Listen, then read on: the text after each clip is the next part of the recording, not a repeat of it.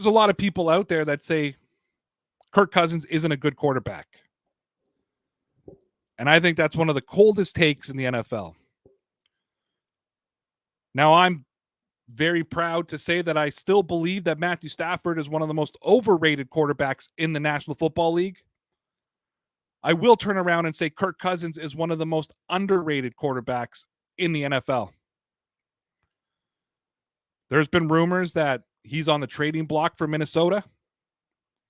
However, Jack Browne of The Score reports that Vikings O'Connell expects Cousins to return, saying, quote, "I'm excited to coach him." Here's what he wrote, quote, "The Minnesota Vikings are beginning a new era under head coach Kevin O'Connell, but they won't be looking to make changes at quarterback."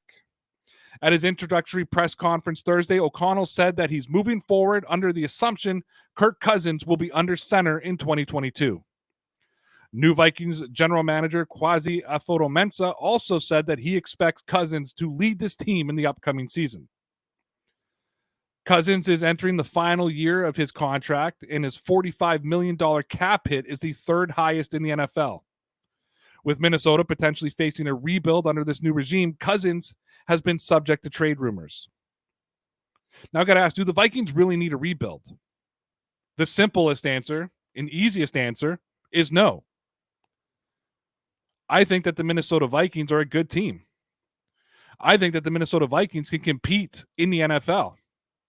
I think they need to add some pieces to defense.